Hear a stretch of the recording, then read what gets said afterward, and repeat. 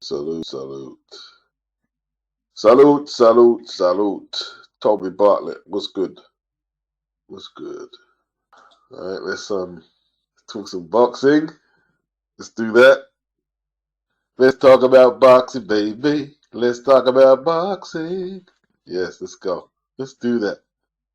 Let's talk about Fabio Wardley, Fraser Clarke. Let's talk about that.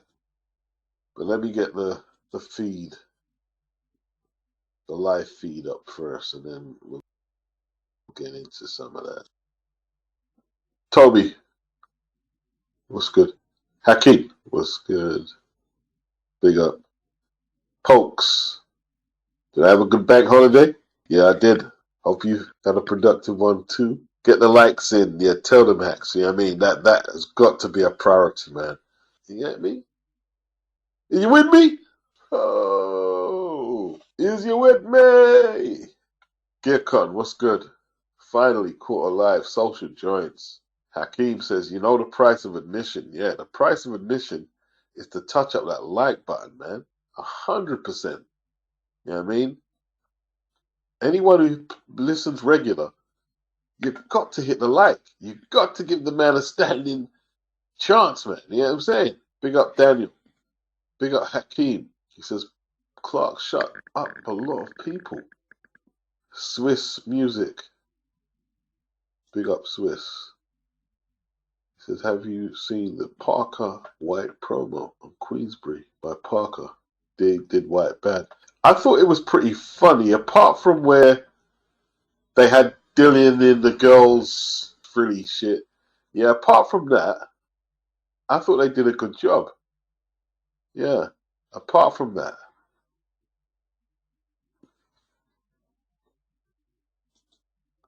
It was quite entertaining. I don't think he needs to do that bit there. But maybe he doesn't. Yeah, I mean, I don't know. Hakeem, he said, talking about Fraser Clarke, but his levels and limitations are clear. Mark Leacock, what's up? He said, long time subscriber. Big up, Mark. Big up, big up, big up, big up. Hit the like button on the way in. It's just good manners and it's free, says Toby Bartley. Yeah, exactly. Jerome, salute. How much likes we got? I know, I mean, I shouldn't keep banging on about it, but I'm going to keep banging on about it. Hit the damn like button. God damn it. You know what I'm saying? Grueling battle. Very tough battle. But that's been said already. And obviously, they want, when I say they, we want an immediate rematch. The issues with an immediate rematch is the people who handle their careers, especially the trainers, they're going to want to have to take a close look at the fighters. They're in observation right now. It is what it is. Boxing is not the sport it was when I started watching it. It's nowhere near the same sport. You know, if we're talking about the United Kingdom, all we got to do is go back. All we got to do is go back to Watson versus Eubank 2. What year was that now? 1991.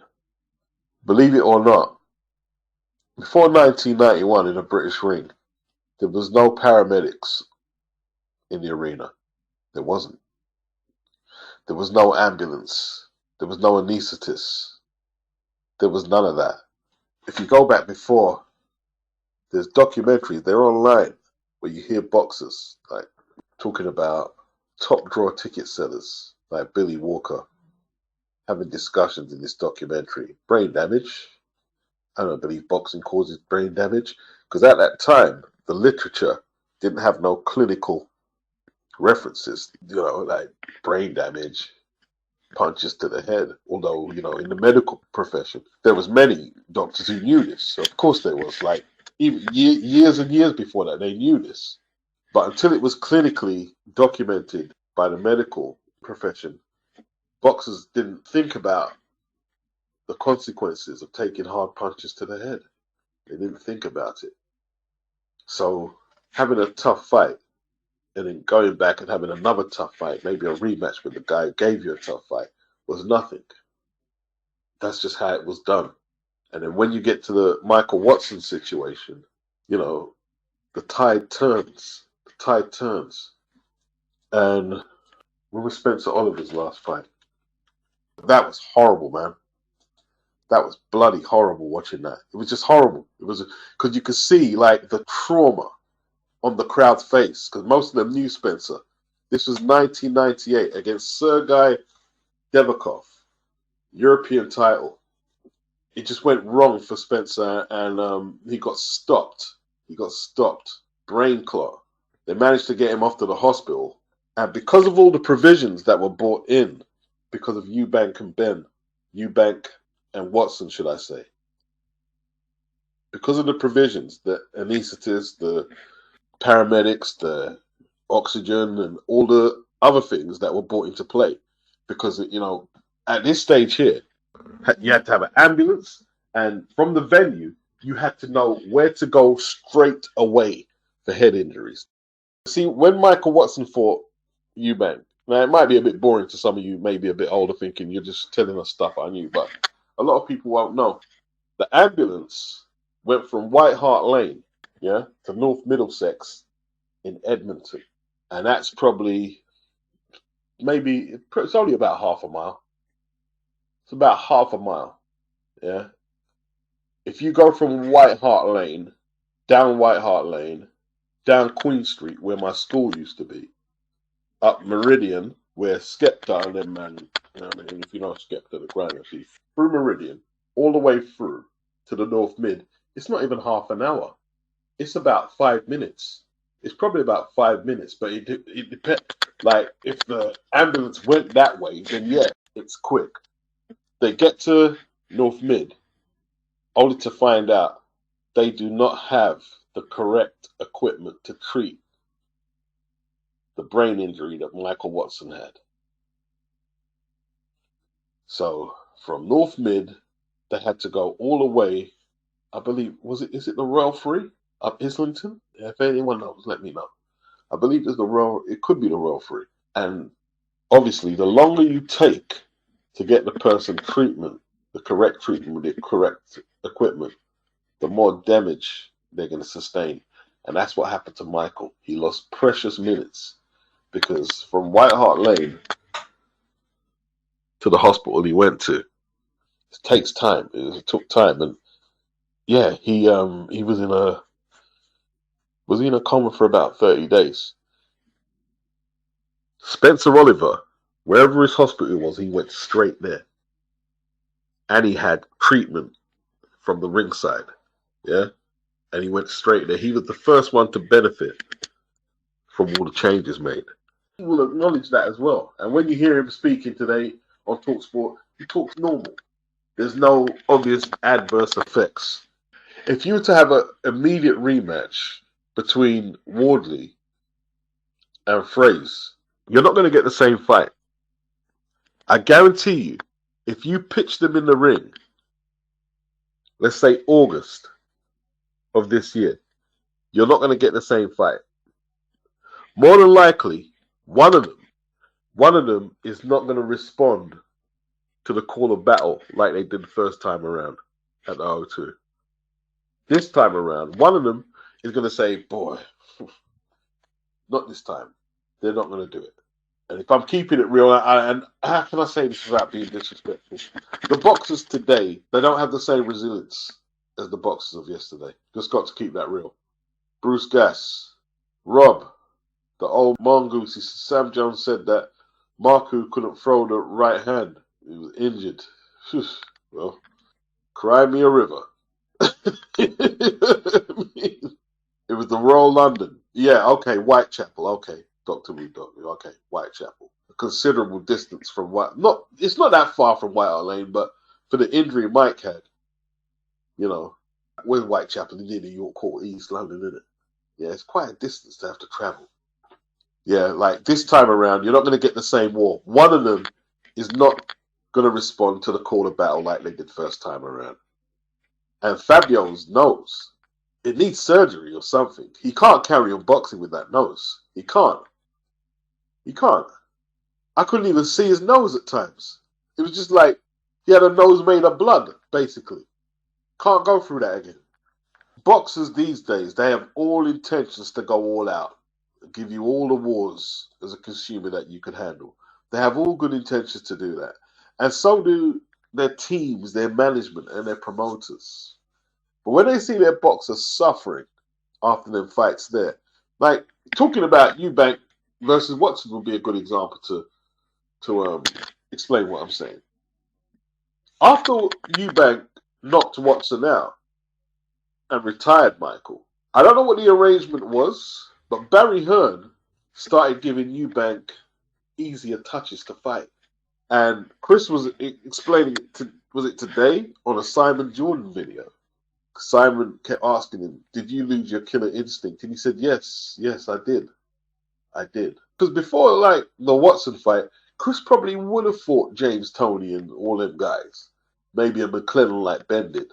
And I'm not saying he fought bums, because he did still fight some tough opponents. But immediately after, it was kind of like, boy,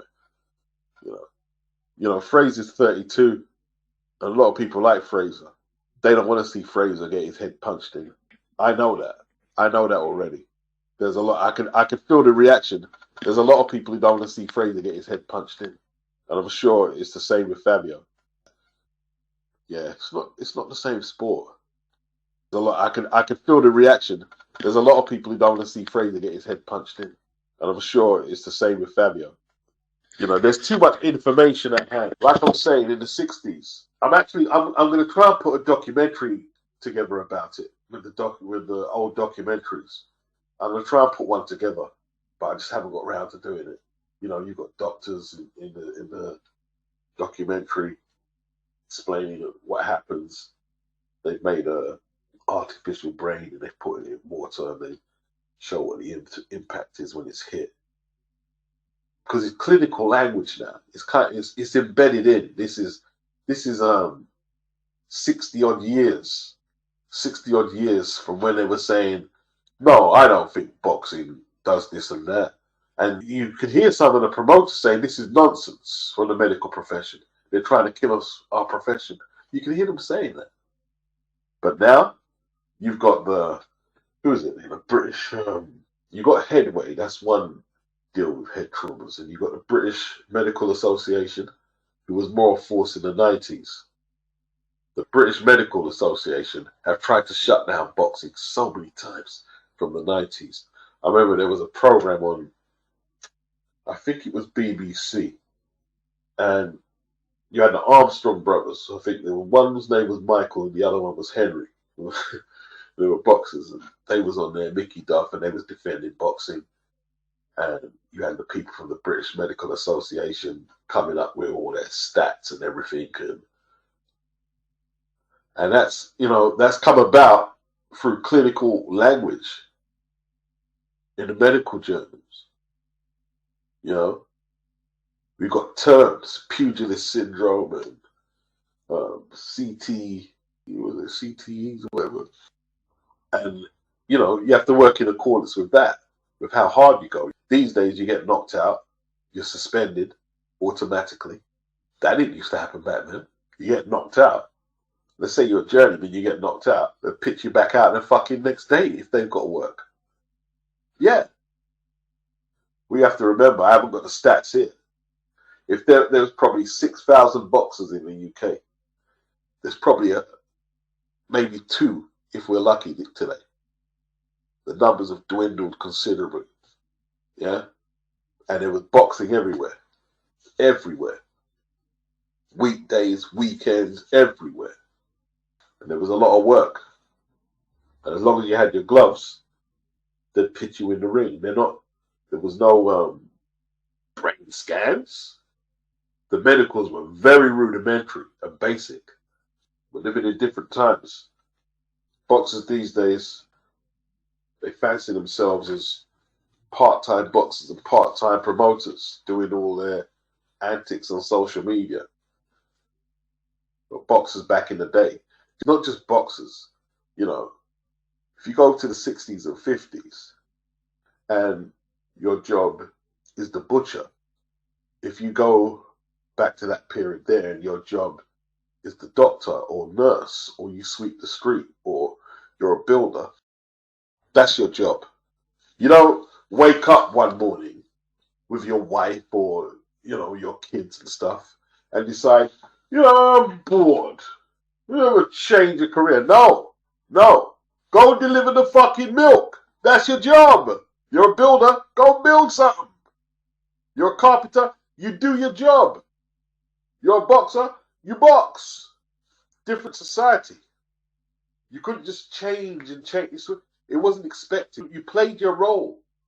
In the 50s and 60s, when life was more community-based, you played your role. I haven't got the terms, but if you went to school, and let's say you weren't no brain box, right?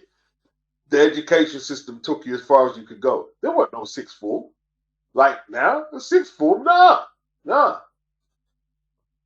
If you don't put past certain exams, you've got to go find a trade. If you're a boy, you've got to go find a trade. No more school. There's no, I'm going to uni for what? To do what? You're not going to uni. So boxers committed to boxing. That's what they did. They committed to boxing. I want to read Bruce's stats. Big up Bass, the kid. No, I'm just waxing Bass. I'm just waxing. That's what I'm doing. I'm waxing. No particular topic. I've sent a link in there. I don't know why people ain't jumping in, man. I don't know what it is. I put links out. Nobody wants to talk boxing. Send the links out there. Nobody wants to talk. Guzzy, it would affect Clarke a lot more. He needs to find another level to carry on. Well, it depends on Fab's nose, bro. Afrojack, East End, yes. Whitechapel, yeah. What's up, Bruce? What's up, Beach? That last link you put in there was a link to YouTube. That wasn't a StreamYard link. That was just a link to your show. I apologize. I don't know what happened then. All right. No, bro. I mean, what you're talking about with boxing? Somebody told me this the other day, and they said back in the 50s, each year averaged about 1,500 cards in New York State, and last year there were 9 cards. I mean, that just tells you volumes right there.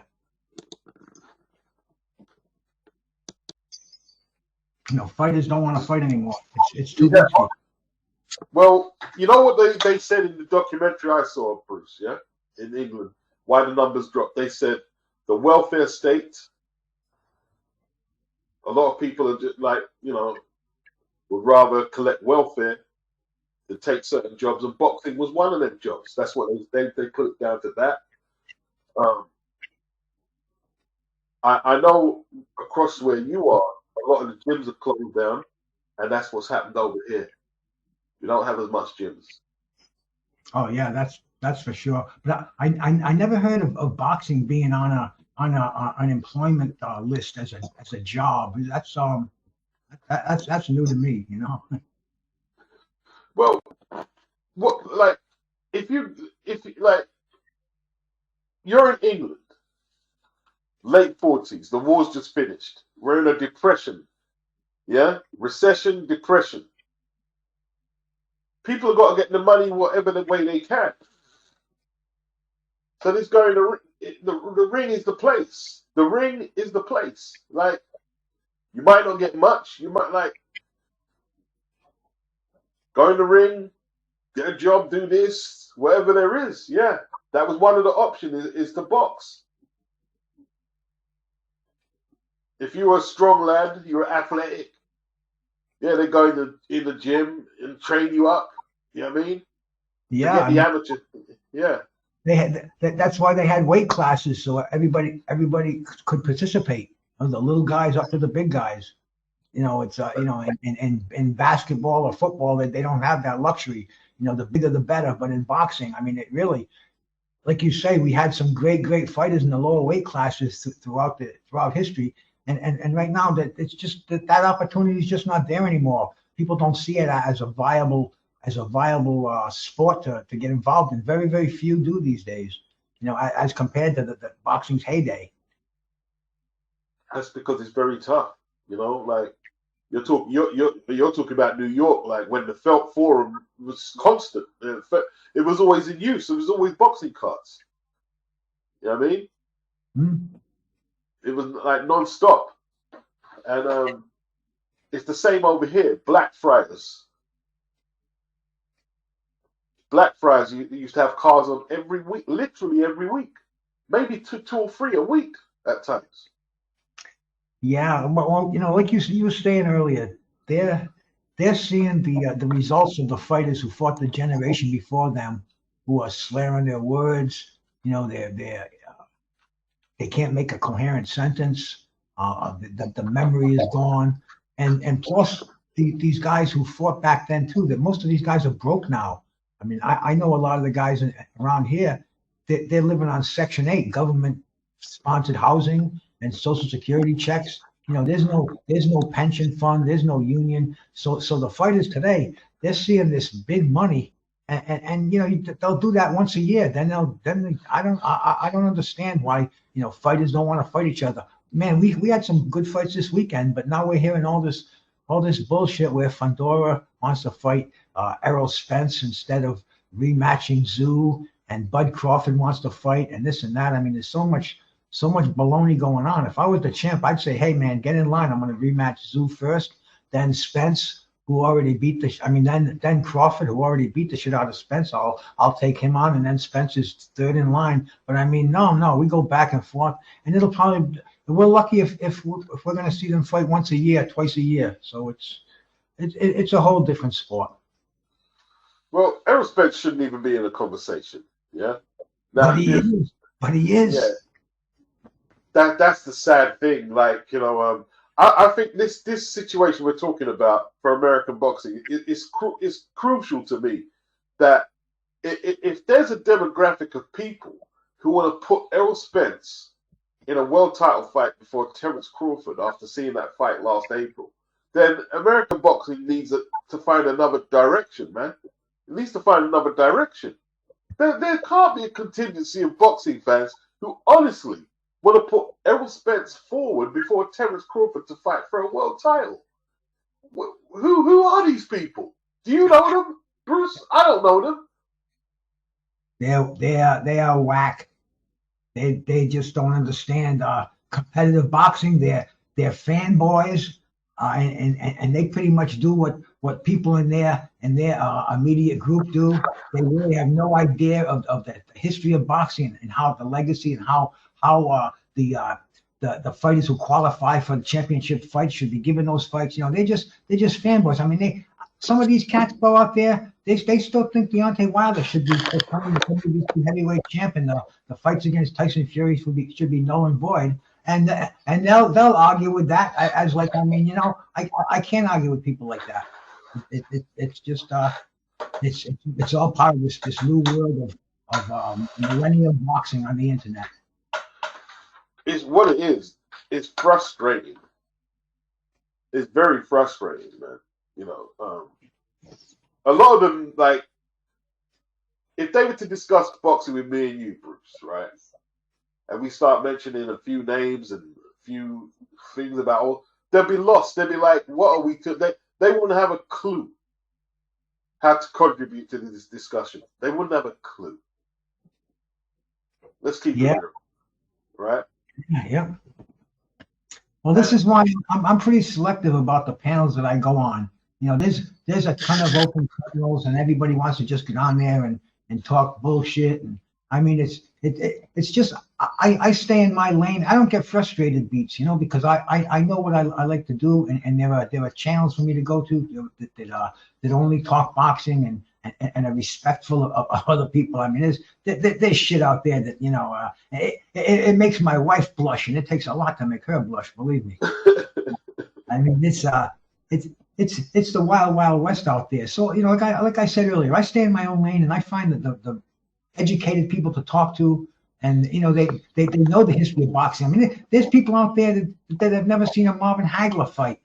People that are up here arguing boxing. And they've never seen Thomas Hearns in action, and they're talking about the welterweight division. It's like, man, goodbye. I'm out of here. I can't waste my fucking breath on this shit.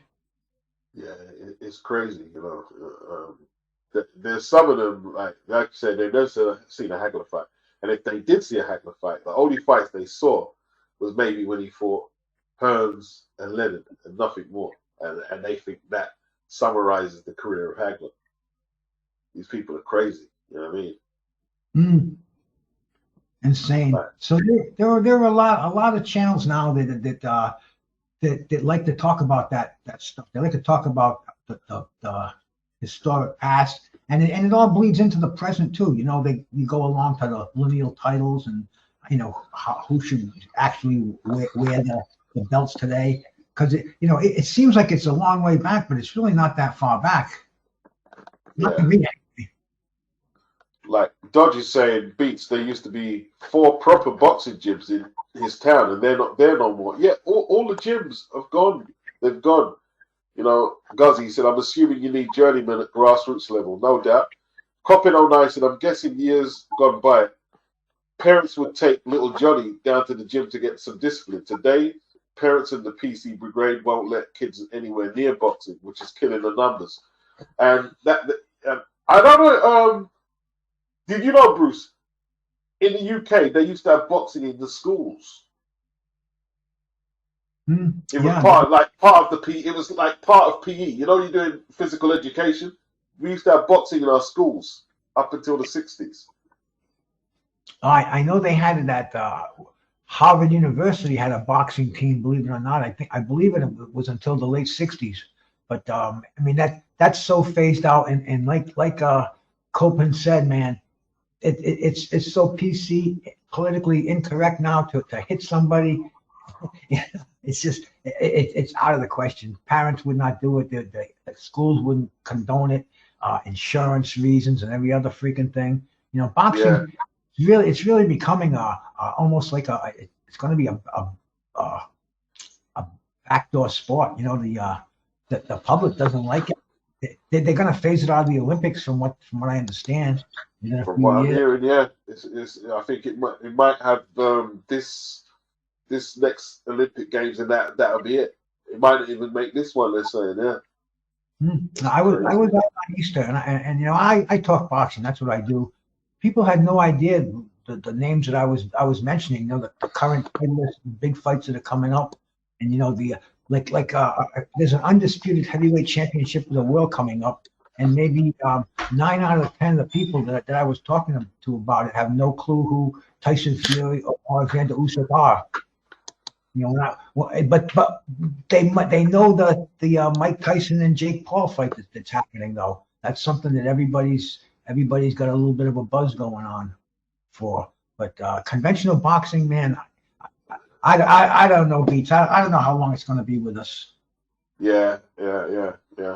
Like, something? I was in that kind of mood today. So I posted up the undercard of Fury versus Usyk. I posted it up on Twitter because I knew the reaction I was going to get, because I heard Frank Warren complaining about a few of these websites complaining about the undercard. You've got an undisputed heavyweight title. You've got Jairo Pataya versus Bravis, which is a rematch of a very good cruiserweight fight. You've got Cordina versus Kakase. That's 3 world title fights. You've got Caballal versus Sanchez. That's 24-0, both of them. You've got Kovalev. You've got Chamberlain, a good British prospect, against Wahab, who's a good fighter too. And there were people complaining that the card wasn't good enough. And like the pricing for this pay-per-view is going to be very competitive. And like, once again, if people ain't got the dough, don't lay out the dough. I get that. But people complaining that wasn't a decent card, that's crazy. Like, it's either like they deliver shit cards, and when you get a good card, they still complain. It's crazy. Yeah, I don't complain. I just enjoy the action. I'm not going to get bent out of shape. I stream it all, and I have no complaints. Stack the card. I mean, the card Saturday night, for me, that was a great card. The Tszyu Fundora, the undercard. And Rowley and Lara and Garafa. I mean, it's like the whole card was just entertaining. I haven't even seen the Lara fight yet. I got to go for the oh, Lara. no, it's a 2-round knockout. Okay. Lara just outclassed him. He was just he surprised everybody. The 40-year-old WBA middleweight champion who nobody's seen in years. I mean, across where you guys are, man, you used to have boxing in the prison systems. It wasn't just Rahway. There was a few places they had boxing in the prison. You know what I mean? Yeah, Rahway was the huge one. Rahway was the one that made national TV and that made that career of James Scott. Yeah. Until he got beat. As soon as he got beat, who was it that beat him, man? It was Jerry the Bull Martin. Yeah, Jerry the Bull Martin. And that was it, man. It seemed like the program just stalled out and didn't get the exposure anymore. And James Scott just, I don't know if he was ever released. I'm not sure if he was released, but I remember, I think he lost interest because they took his world ranking away. Because he ranked either number 2 or 1, but because he was a convict, they didn't want to give him that kind of notoriety, that kind of privilege, and they took away his WBA ranking. And I think he might have lost a little interest. Yeah. But that was an exciting time, man. I mean, Kwawi was in the mix, and bro, I mean the light heavyweight division that was a money division. That was hot at the time. He actually beat James Scott in Rahway. He was a former. He was in Rahway. They did a special on that on CBS. They showed Kwawi's former cell, and they kind of like a little homecoming. But yeah, it was they definitely got the best out of that, showing boxing from Rahway State Prison. That was huge. Nobody will forget that. I'll tell you what, man. Like back then, man. Like from the days of Victor Galindez to Yaki Lopez, Eddie Mustafa Muhammad, Matthew Saad Muhammad, Dwight Muhammad Cowie, James Scott, Michael Spinks. Hey, the light heavyweight division used to be absolute fire. Absolute fire, man. Yep. In fact, yesterday was the anniversary, 1980. I don't know how old you are, Beats, but there was a card in 1980, and it featured four main events. It was on a Monday night, and Sugar Ray Leonard fought Davey Boy Green, knocked him out with an amazing left hook. The left hook, yeah. Mike Weaver knocked out John Tate with another amazing left hook in the 15th round. Right. And Larry Holmes, he beat a guy named Leroy Jones. He was a fringe contender.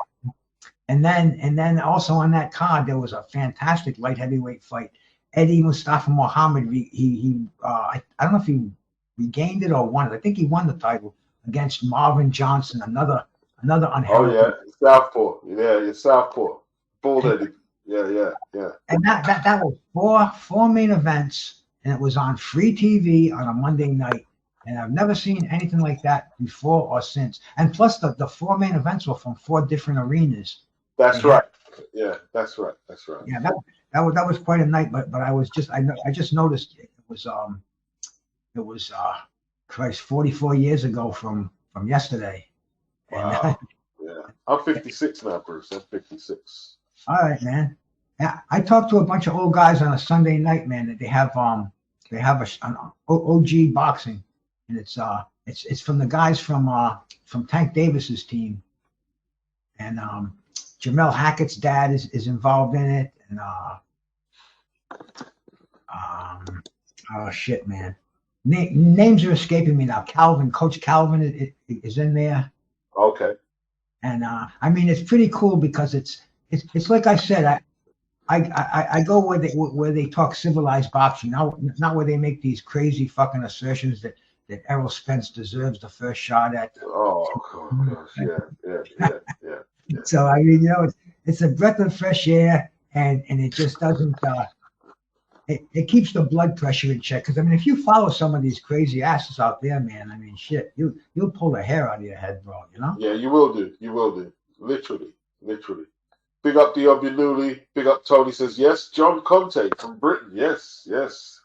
He beat Amil Harder for the title in England. Yeah, for the WBC title, man. Yeah. Oh man, two amazing fights with Saad Muhammad. Oh yeah. Saad retired and Saad finished him off, man. No, Saad was great, bro. I mean, the whole story of him, and I mean, talk about blood, because we were talking about that this weekend. That was the topic of two of the of a couple of the fights we saw. You know, the inability to stop blood. But I mean, Saad Muhammad, that was a guy who bled in every fight. Yeah, he was a notorious bleeder. And him and Yaki Lopez, man. Whew. I remember I had that tape where I was living, and I think he knocked out Lotte Mawale, and I always used to rewind that knockout. It was fucking scary, man. Yeah, Saad and he threw the most compact punches too. He had those little short 6-inch hooks and right crosses, but they were devastating once he hurt you. And Saad, he come back from the dead too. You swear, like the fight with Lopez, I think both of them, especially the first fight, that referee was like one second of stopping that fight. Yeah, Yaki, yeah, he was Yaki was great. Yaki was always in tough fights, man. He was, and he was always the bridesmaid, never the bride. He had some like fights with Victor Galindez. Yeah, Galindez, yeah. And who was the other one from the South American Angel Quayle? Was it Quayle? No, Galindez was South American. And Quayle was Mexican. Angel Quayle, remember him? He was another tough light heavyweight. Yeah, Angel Quayle. Richie Cates was another tough fighter. Yeah, Richie Cates. You go watch his. See, I think one of the first fights I saw on boxing that I discovered, it was like out of the blue. Wasn't prepared for it, and it was on from Russell Pelt's channel, and it was Richie Cates. It's Matthew Saad Muhammad. He was Matthew Franklin at the time. Talk about an elevator fight, man. They're both on the deck. Amazing. Yeah. Value for money, man. Like Galindez, he lost the title to Marvin Johnson, Southpaw. Yeah, and he lost it and won it from Mike Rossman. He's another guy who can score in there too. Oh, the Jewish he was good. He was very good. Yeah, I was just talking to a couple of guys. You know, I talk to Tim a lot. He comes on my show, Witherspoon. Yeah, he's from South Philly, and we had Vinny Borghese on there last week. Vinny Borghese, he fought Pazienza, and he trained with Rocky. I remember him. He was a puncher. He went to about 15-0, like puncher. I remember him. Tough little dude, nice guy. But I mean, interesting story. His dad just died a couple of weeks ago, and he told a story where, you know, I'm not saying any revelations here. He said his father ripped him off his entire career, took half of his. Oh yeah, man. I mean, he was opening his heart, man. He had Tim, because he just wanted to get on a YouTube channel, and Witherspoon called me. And he said, "Hey man, my friend Vinny Borghese wants to get on your channel, and he wants to talk about how his dad ripped him off." I'm like, "Hey, no problem, bro." And so we talked about that. But he's from South Philly too, and we talked about gyms, Mike Rossman, all the Joe Frazier's gym, all those fucking crazy bastards, man. And they had wars in those gyms. Talk about ending his career early, bro. It's those gym wars. I don't think they would ever have those today. No, not today. The closest thing they have is them doghouse spars at Mayweather, but they're nowhere as severe as the Philly gym wars and the Midwest gym wars as well. A lot of people lost their careers in the gym wars. The Kronk gym has some devastating ones. I talked to another guy. His name is Darryl McKinney, and he's Thomas Hearns' brother-in-law. And he was a heavyweight during the heyday, and he's a real beautiful guy, nice guy. In fact, right now he's got some stuff on. He just sent me a tracking number. He said, Hearns has autographed some pictures for me and some T-shirts, And Hearns likes what I'm doing out here, and he's gonna send me this stuff. But anyway, he Okay. talks about the gym war. I'm very fortunate. I'm just very fortunate, Beats. But anyway, he tells me about the gym wars. Super bad Maze. Yeah. Bernard Mace. Yeah, Bernard Super Bad Mace. Yeah. And, Tony would be in there. McCallum would be in there. And when Manuel Stewart had to leave for the day, it's like the cat's away, the mice will play. He said, if they had cell phones in there, some of those gym wars would have been priceless. Yeah. Priceless, literally, man. But that's something that we don't see anymore, and that's why we don't see fighters like we used to see back in the day. Yeah, the likes of Gypsy, Joe Harris, Melvick Taylor, like them Philly wars just burnt out so many fighters, man. Like, was it Curtis Parker? They said beat up Michael Spinks in a Philly gym. He beat up a few fighters, man. I think it was Curtis Parker. Oh yeah, Curtis Parker. When I first saw him, I said, "This is Joe Frazier reincarnated right here." Yeah. But he burned himself out. By the time he fought Frank Fletcher and Michael Nunn, he was just a shallow part. The first time I see Michael Nunn was when he fought Curtis and he hit him with that uppercut. I'm like, whoa! Michael Nunn. He was a special too. And he would have been so great, man. James Toney short-circuited him. And then he got into the Hollywood life, the lure of the cocaine, and the easy money, and he got busted, and he had to do about 7 years in a federal penitentiary. I tell you what, right? One of my friends, right, was a huge fan of Michael Nunn, and when he found out that he was slinging thing and went to prison, he was fucking pissed because he was a boxing fan like me. He was so pissed. A lot of people were. You know what I mean? Because we're talking about a special fighter.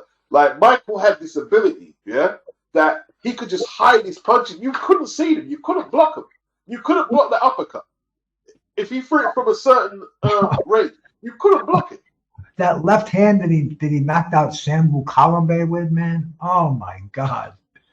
Oh. Yeah. That was a wear out VHS tape moment when he knocked out Kalambe. I was like, oh my.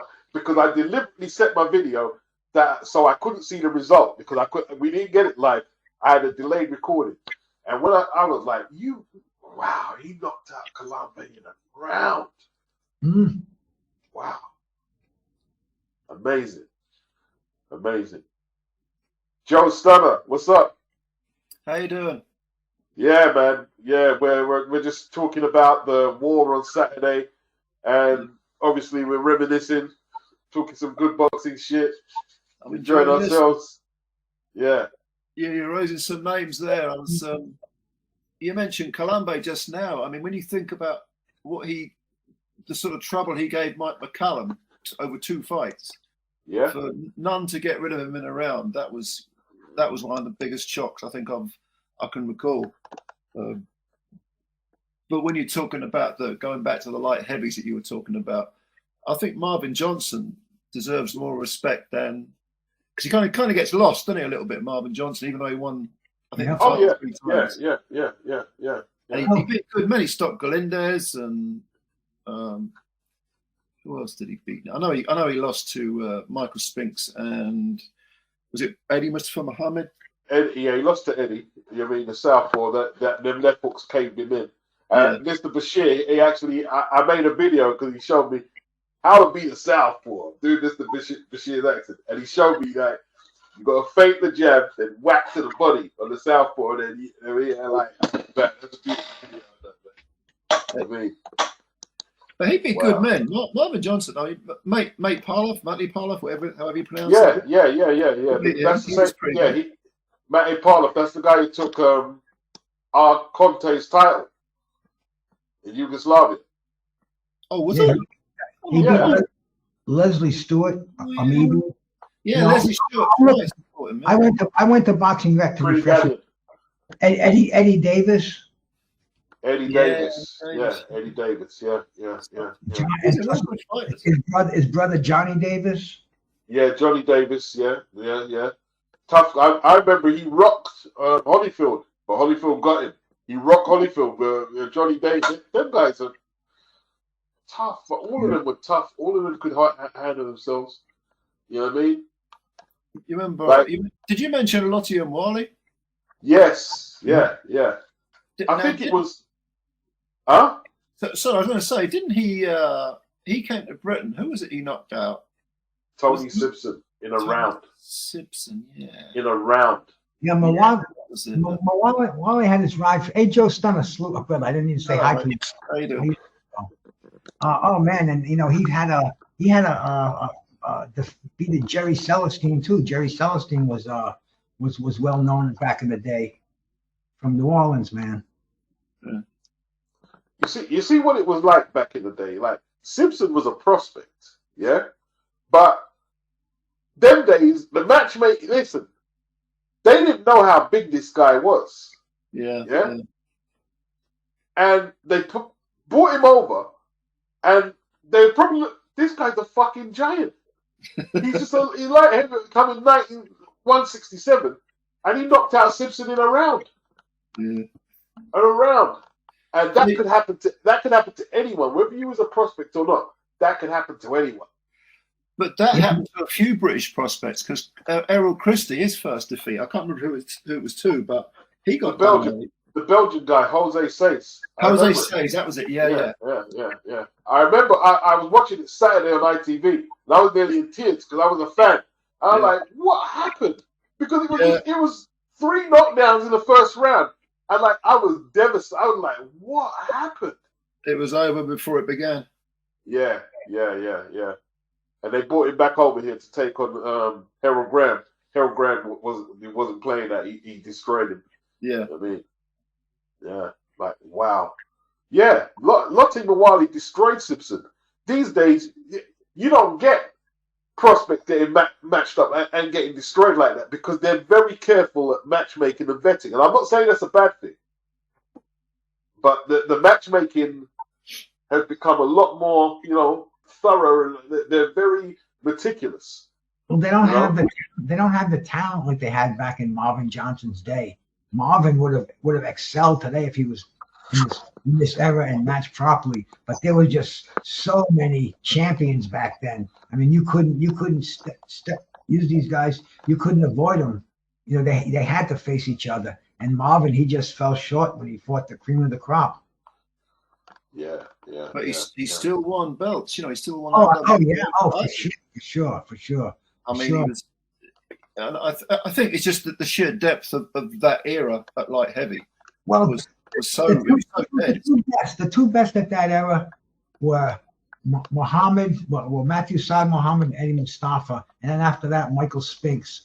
And Marvin Johnson was just not good enough to get by either three of those guys. That was the era that he was in. Although he, like you said, he did win that title. He got Victor Galindez at the end of his career, and didn't he win the title twice? I thought he won it 3 times, but I might be mistaken. He won against Victor Galindez. I know that, and he got Leslie. I know he beat Leslie Stewart. Was that for the title too, a vacant title? And then he lost the rematch or something. Yeah, I think he lost the rematch because did the what's his name again? The silver medalist. Oh, I forgot his name now. Can't believe he fought Leslie. He knocked out Leslie Stewart anyway. 84 silver medalist, Indian. That would be not Virgil. Not Virgil. Virgil Hill. Yeah. Virgil Hill. I think he knocked out Leslie Stewart. You know what I mean? Yeah. Yeah, man, and them days, man, like you couldn't say you weren't gonna fight people. That didn't work. No. That didn't work. Like there'd be no place for any promoter. Like if you were mandated like Adam Aziz, there'd be no place for that. If you're young enough to fight for the title or old enough, you're old enough to defend, and that was a simple rule. Or you don't fight for the belt, or if you're gonna fight, vacate it. Fight for the belt, and vacate it straight away. Yeah. Well, you had that Adam. You got the Adam Azim situation, haven't you? Where he's sort of basically ducked Dalton Smith. And he's ducked him. Yeah, and I mean, okay, was he 22, 23? Well, you're the champ. You got to fight. If there's a system in place, you know, if you got the belt, you got to take your mandatories, right? Of course. And understand this. Wilfred Benitez was 17 years old when he beat Antonio Cervantes. Yeah. He wasn't too young to beat a world champion and a world-class operator in Cervantes, and you're holding up the European title to a guy that just wants to progress in his career. I understand you guys are in two different places in your career, but hey, you got the belt. Let's see what you're about. But in all truth, Chris, right? Benitez is in the record books, and it's unlikely anyone's going to take his records. Yeah, they're not because at the end of the day, they don't. No disrespect to these young kids. There's a lot of young kids that can fight, but there was just a different breed of men back in the day. Like we're talking about Latte Mawali, we're talking about Sumbu Kalambe, Michael Nunn. We're talking about these fighters. Like Marvin Johnson, they were real fighters. And I'm not trying to discredit these kids. Some of these kids are real fighters themselves. Like Fabio Wardley is a real fighter. You can say whatever you want.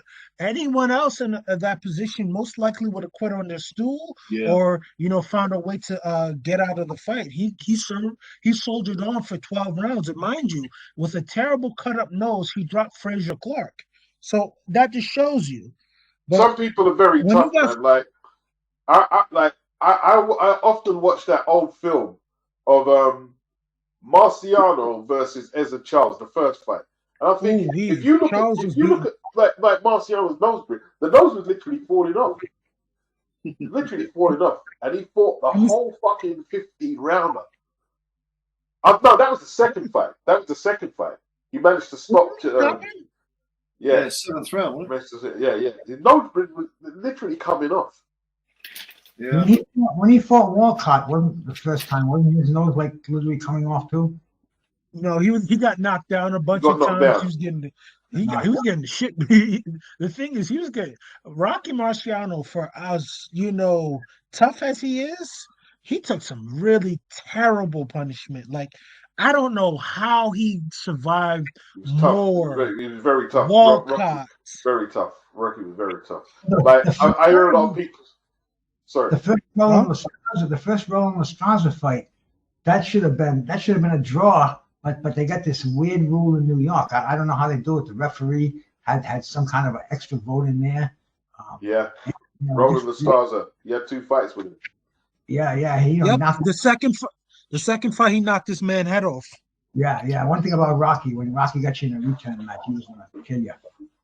Same thing with Sugar Ray Robinson. He lost to Randolph Turpin that second fight. He was losing to Randolph Turpin. Then you're blowing it, son. And that was the first Polo Grounds. Took him out. Polo Grounds, New York, the rematch. But yeah, Chris, you see with Benitez, in hindsight, his dad shouldn't have pushed him out there. He was like a 17-year-old is not physically equipped to be taking on Cervantes and taking on these tough, but it's just too young. It's too young. I know, but he was making those people, a lot of those shots were hitting fresh air. So at the end of the day, they knew what they had in him. It was just like, I think his first loss was against Sugar Ray Leonard. There's no, shame in that. That's all time. No, but you got to remember, before that, he fought Bruce Curry. And Bruce Curry nearly knocked him out. How he got up from the knockdown? Bruce Curry was a massive puncher. Bruce put people out. He put people out. But what I'm saying, Benitez didn't get no easy fights, bro. There were no easy fights at all. There was no, okay, let's build him up to prospect. No, throw him straight in. Benitez today too. I mean, Benitez is pretty much on death's bed. He's been like that for a couple of years, and he has no money. I think he lives on $200 a month SSI. So I mean, this is an example. People are looking at him and they say, "Shit, I don't care about winning titles on 17. I don't care about being a 3-time world champion. Look at Wilfred Benitez. He's got nothing. I'll stick with Al. I'll stick with Al. I'll Yeah, 10 yeah. Yeah, you know what happened to Wilfred Benitez actually, and what really exacerbated his mental fragility was this. Mark Breland said on Laugh at First Sight's channel when that channel was active that Wilfred Benitez unfortunately was a victim of getting hit in the back of the head with pipes, and they just kept hitting him because I think he had gotten into an argument with some guys, and those guys came back with other guys that had weapons, and they unfortunately struck him in the head, and that's what really caused in New York, a lot of the was that damage. in New York? Was that in New York? I don't know. I think New York or Puerto Rico, but Whoa. I've been watching Wilfred Benitez for over 50 years. That's the first time I heard that. Whoa. yeah, that's what Mark Breland said. But hey, funny thing is, Wilfred Benitez and my dad share the same birthday. But my dad doesn't box, and Wilfred Benitez was a 3-weight world champion. So I told my dad this, and he was surprised. I said, "Yeah, it's a good thing." Yeah, none of these guys are angels. They're not altar boys. That's one thing people they must understand. These boxers like fucking Jake LaMotta. I mean, Sonny Liston. Beat the shit out of his wife. Yeah, yeah. It's really really hard to turn that inner beast on and turn it off again when you're in society, and that's why a lot of these fucking boxers they have a hard time staying out of jail. They have a hard time staying out of jail and a hard time not getting shot. Beats, let me tell you something. I think you were talking about Manuel Char, and I was on one of your streams when you explained to me that this guy he tried to fight a troll bare fist and he got shot. And I remember you said, "Yeah, you can get hit with that gun." That had me crying because everything you Bruce said was 100% true. If you're a fighter and you're an elite level fighter, you have a demon and you have a monster in you that is just has an unquenchable thirst for blood. Like any slight provocation, you just want to put your hands on somebody and hurt them. But people have their will to survive, and you may be good with your hands, but you're not fast enough to avoid like hundreds of bullets being shot at you. You understand? Of course not. Of course not. And see, you got to be smart. If you're a heavyweight boxer who's challenged for world titles and someone challenges you online, they're not going to come and fight you barehanded. There's no fucking way. Of course they're going to bring a tool. Be surprised if they even turned up. Do you remember Curtis Woodhouse and the guy that he went looking for? Someone was trolling Curtis Woodhouse saying he was a crap boxer and everything. Curtis was what was he? British? Was it welterweight? British like welterweight champion, man. And the guy's trolling him, so Curtis tracks him down, starts sending him messages. I'm in your street. Sends him a little photo. Suddenly, the guy's apologizing. Yeah. All that gangster shit, huh? What happened? All that gangster shit. All that gangster shit ceased. But this is what I was going to say about that Jose says thing. Errol Christie was that guy. Like you see, like that super prospect that is touted to be the world champion for a long period of time. He's supposed to make all the money in the world and everything. That was Errol Christie, even more so than Michael Watson, Chris Eubank, and Nigel Benn, and even Harold Graham. He was that guy.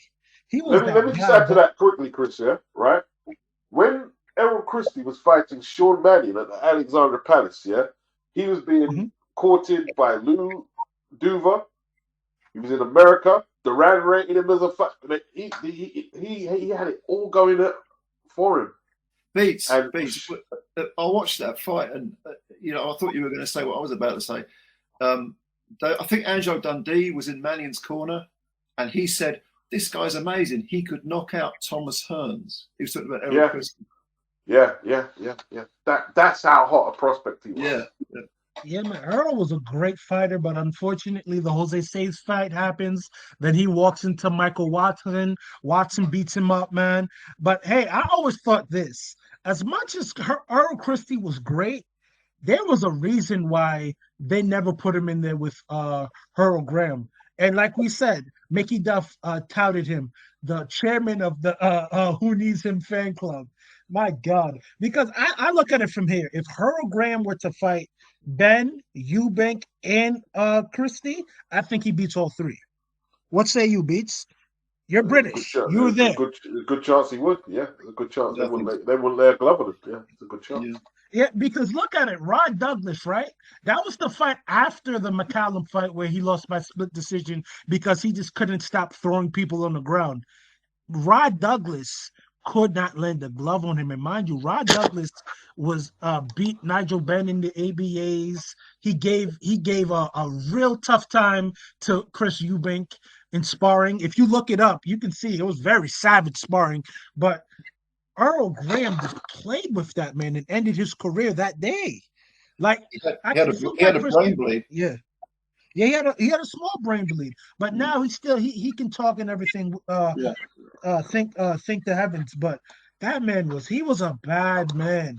It was That just was one of it's a shame that the we days. only remember Harold Graham from the Julian Jackson loss, and people don't really do their boxing like, oh, he got knocked out, he got knocked out. He was winning that fight so comfortably and so handily, like no one was ever doing that to Jackson, and that's how you know that he was so great. Jackson did not want to fight him again. He did not get a rematch. I tell you what, man. Doing that, didn't he? Because he did that to Johnny Melfa. Johnny Melfa was never the same after Harold beat him. Yeah, he beat the shit out of him. He beat the shit out of Johnny Melfa. I remember that. Like, I think Harold was like 42-1 or 44-1, and Johnny Melfa was like 13-0 and something like that. So, like, why are we matching him with this beast? Like, you gotta remember, man. Rod Douglas was was he 1-on-1 with Ben in the amateurs? He was a very good amateur, and even as a pro, you watch some of the knockouts he scored as a pro. Rod was youthful. You know what I mean? And East London boys can fight. You know what I mean? They're very good boxers and good street fighters as well. And he was one of them. You know what I mean? Until he ran up against Harold Graham and one thing about Harold. One of the wiry, strong guy that can throw you, toss you around, like literally throw you around. Yeah. That was Harold Graham. That was Harold Graham. You could not out wrestle him. He like another person that gives me Harold Graham vibes, but in terms of strength, not in terms of boxing style. Terence Crawford. Yes. Crawford's a guy. Yeah, Terence Crawford's a guy that you can't manipulate him in the clinch. You can't throw him about. Not at all. He's one of those guys that are just like once he has his arms wrapped around you, you're good as dead. That's the same thing with Harold, but like I just don't understand how a guy that talented, that skilled, it didn't happen for him. You understand? Yeah, I'm still reading that book. I barely got past this chapter. Like Tris Dixon for Boxing News, he's got a book on CTEs, and there's a chapter. Yeah, Harold. You read it, Joe? Yeah. Yeah, it's called Damage, I think. Yeah. I'm gonna go read something tonight, actually. And there was a chapter, like Harold's chapter was like, and I've met Harold twice, and because I've met him and spoke to him for lengthy periods, I was reading that, I couldn't even get past the chapter, man. Yeah. You know what I mean? Because he was speaking about the Jackson fight, and he knows that was the point where the CTE Julian Jackson. issues. Julian Jackson did that felon too. That wasn't a Nigel Benn fight that happened, that he was out, that he, got that, brain damage. He got that brain damage from sparring in Clarke and getting hit by Julian Jackson. Like, Julian Jackson really ruined people. I don't think people understand that. Yeah, he hit hard, awfully hard. Yeah, Terry Norris. Terry Norris was winning that fight. Like, literally, not 9 times out of 10, to be objectively honest with you, I got Terry Norris being Julian Jackson. He's faster. He gets in and out. he has competent defense. Like if Terry Norris doesn't want to get hit, he's not going to get hit. I've seen it, but you know he made that one mistake, and Julian Jackson iced him. Like Julian Jackson has the type of power that you don't get knocked out, you get knocked dead. There's like parts of your life that's been taken away from you by one punch, and like I've never seen people have that type of power. Like Mike Tyson, explosive puncher. He did not hit it not where nearly as hard as Julian Jackson pound for pound. Like we've seen Mike Tyson knock people out. We've seen Julian Jackson take parts of people's lives away. Like what happened to Buster Drayton after he got knocked out by Julian Jackson? He even became more of a journeyman after that. He may have something. I think he still had some good. Like he gave I think he gave Matthew Hilton a good fight, or was it? Or was that after? I can't remember. But if you watch the first Julian Jackson McClellan fight, you can see McClellan blinking. You can see the blinking. The blinking started there. He started the blinking there. Yep, he got hit with a massive straight right. Harold Graham's on Twitter right now. I follow him, and I was watching a recent one of his interviews. He doesn't sound like he's punchy or anything. He can still speak relatively well. Oh yeah, because when I speak to him, he speak. It's not always speech though. That like the CT injuries kind of like manifest themselves. It's not always, but like people have got the stereotype. Oh yeah, you punch drunk, can't talk. But it's not always that. It's mood swings. It's like there's other like components irritability to brain injuries. Yeah. There's a lot of stuff, man. A lot of stuff. But do you think it's like a spiritual thing? Like, hey, I worked so hard to get to this elusive prize, and it eluded me all my career. And sometimes, if I think about it, I get pissed off because there's people who are not as talented as me who have this distinction as being a champion. Because unfortunately, this is how cruel boxing is. Julio Cesar Chavez Jr. will always be remembered as the WBC middleweight champion, but Howard Davis Jr., Earl Graham, Michael Watson, and a whole heap of other great fighters have never had any world championship title belts wrapped around them. That's a cruel reality. But, to me, though, like you can say Julio was world champion, but he was world champion when Sergio Martinez was the real champion, and when they fought in the ring, Martinez beat him. Okay, he got the knockdown, but Martinez beat him, and like they made super titles and stuff so they could accommodate Chavez. So okay, he was a world champion, but if you know the timeline, then how authentic was his claim to be a world champion? It's not as legitimate as any of his dad's claims to be a title holder or a champion. I always get back to the idea that Adrian Broner is a 4-weight world champ. And you got your Harold Grahams and your Kirkland Langs and all the other guys that we just mentioned. Think about it. Kirkland Lang, he really beat up Roberto Duran. Like think about it. Duran's lost to Sugar Ray Leonard. He's lost to Tommy Hearns. He's lost to who else? Marvin Hagler. And this is prime Duran. He lost to Wilfred Benitez and Kirkland Lang when Duran was something. Mind you, they had to give it to Kirkland Lang via split decision when we all know that was a unanimous decision. He won that fight, not going away, but he won that fight quite comfortably. And that guy doesn't have a world title. And you lose to Colin Jones twice in the 9th round. And Colin Jones doesn't have a world title. He was a great fighter. Like this boxing sport is hard. You got to draw with Milton McCrory. You got to draw it like it could have went either way for the title. Colin Jones. So yeah, listen, there's lots of fighters. I mean, we never got to the belt. I mean, there's lots great fighters. That was the fighters of yesteryear, man. If they were around today, they all get belts.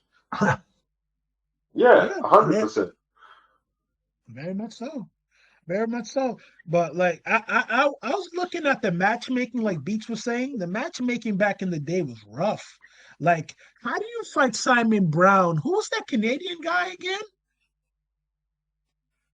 Do you talk about Sean? Yeah. But Sean, what's his name? Leonard used to manage him. Sean O'Sullivan. Sean O'Sullivan. Sean O'Sullivan. You're 13-0, and you're a big star in your country, right? Why won't we grow the Canadian fan base and get big fighters to come there? Not people that would absolutely take your head off like Simon Brown, but a tough guy, but a winnable fight. Like you putting people in with dangerous 50-50 fights. Well, Like that's a potentially lose early that's a strange one. That's a strange one. That's a strange one because Leonard was managing Sean O'Sullivan, and he used to spar with Simon Brown. So he must have known how good he was, or maybe he was handling Simon a little easy, and then he fed Simon to Sean, and he wrecked Sean's career, wrecked it. And like Sean suffered badly from CTEs and pugilist syndrome, really bad. He hasn't recovered up to now, really bad. Yeah, I think the Hilton brothers. I don't know. I just like the Canadian fighters when they get CTE, they get CTE bad, like from Chuvalo on down. But another guy that Sugar Ray Leonard mismanaged was Ken Bazemore. Why are you putting him in with Roger Mayweather? I don't know, because every time Roger hit that guy, like. It's like you were dribbling a basketball every time he hit him with the right hand. I said, shit. Like Ray, did you not do your work here? Did you not do your due diligence? You know this guy's a big puncher. But that was just the 80s back in the day, So. Yeah, man. Like that book you mentioned, Beats Damage, the Tris Dixon. Yeah. Did you say you've not read it all, or are you halfway through it or something? I got up to, is it Louis Lemesky? I got up to him and Ad Wolgast, who was walking about the streets like he was going to have a fight and he was old and stuff. I read it in bits, but yeah, I haven't read it all the way through thoroughly. I'm doing this from memory, but this might be the same book. But do you remember there were a couple of, I think they were twins, the Smith brothers. They were journeymen in Britain maybe about 15, 20 years ago. And they were decent journeymen, they had losing records. But they both ended up committing suicide at different times, and both of them were suffering from CTE and just the effects. I mean, who are these brothers? I need to look.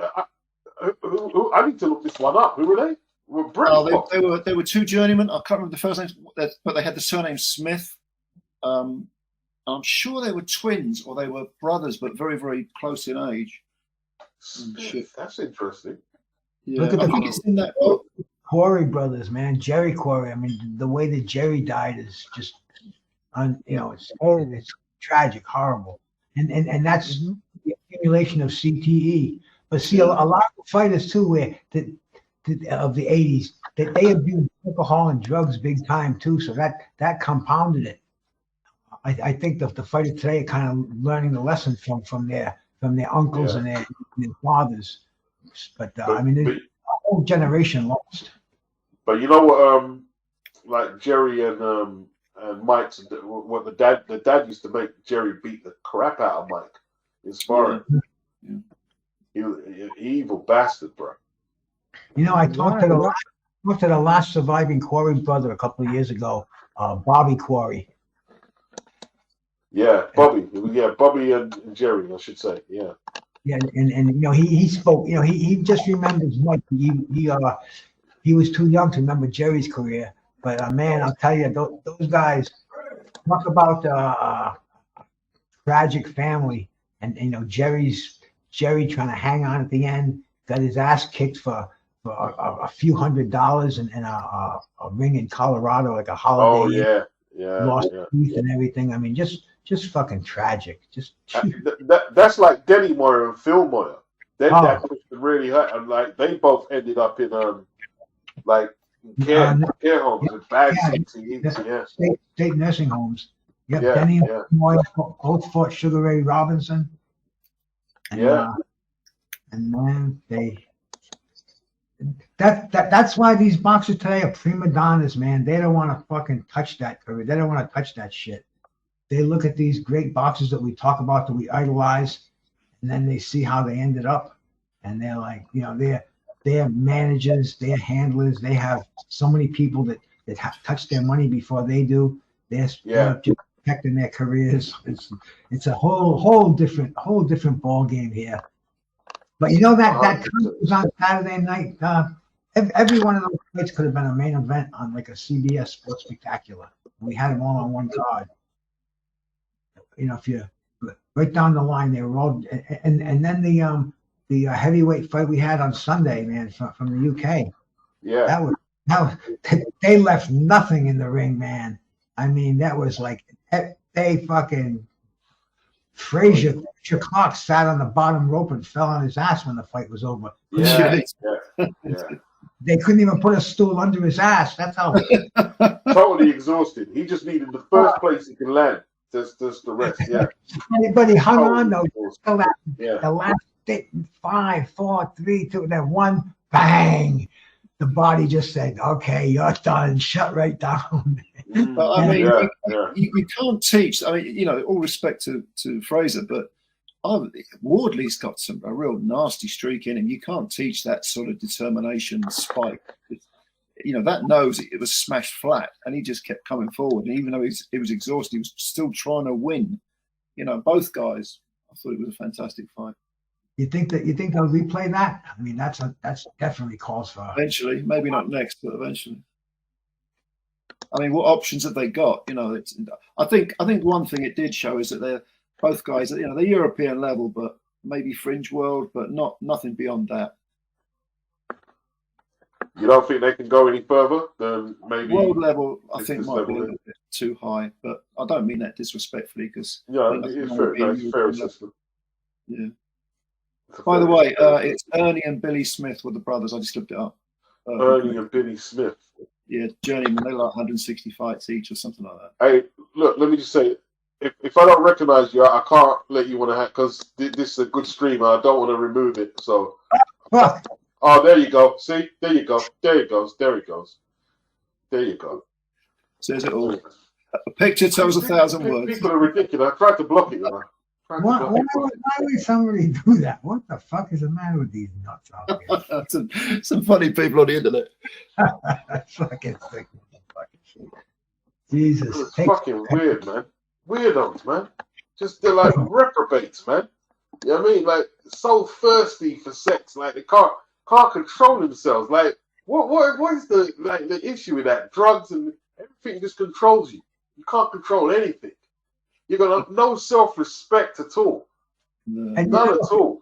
There's a ton of troll channels out there. There are open panels you can go on. I mean, I'm not gonna drop any names out here, but I could fucking rap 5 of them off right now where they got links dropped. You could go on there and do it, you know, do what you gotta do. But we're over here talking serious boxing, you know. It's like we're having a conversation and I'm just blocking them. From now it's just block. But if I don't know you, block, just straight block. Straight block first time. No kicking you off, block. I hardly ever. I don't know you.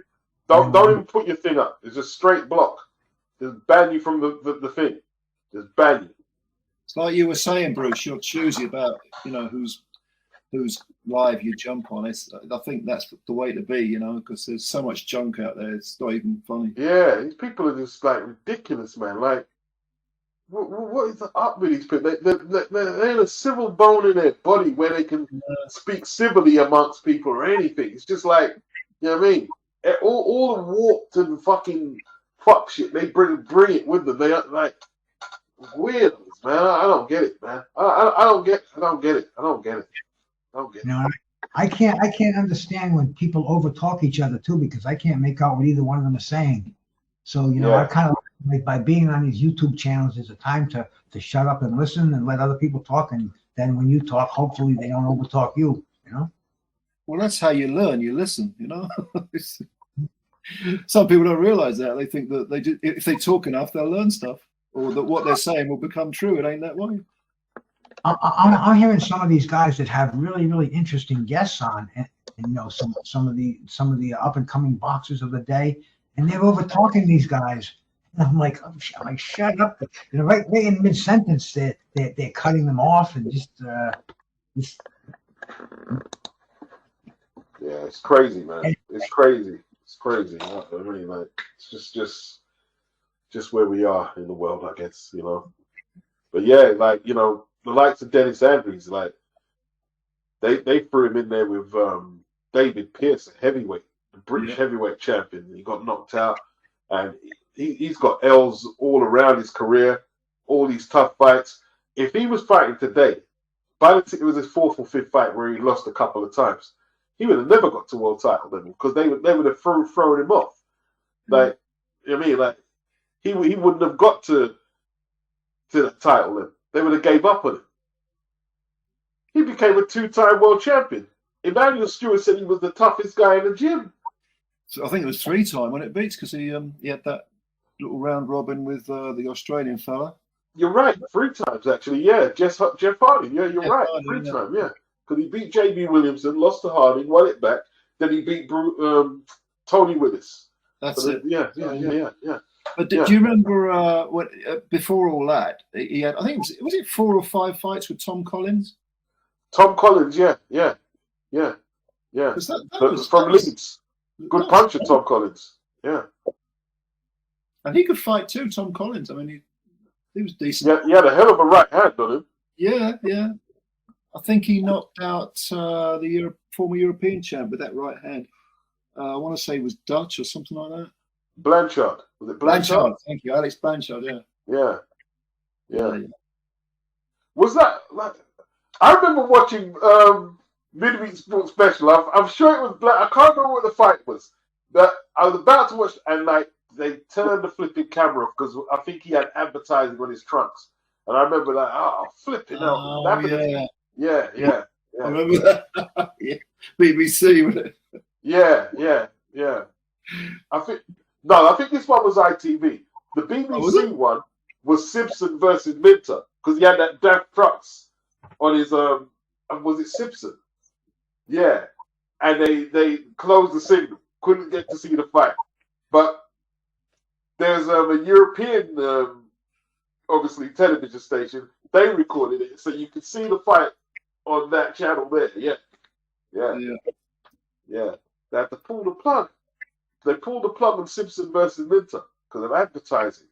And it happened with, I think it was Blanchard and someone. I can't remember. Yeah.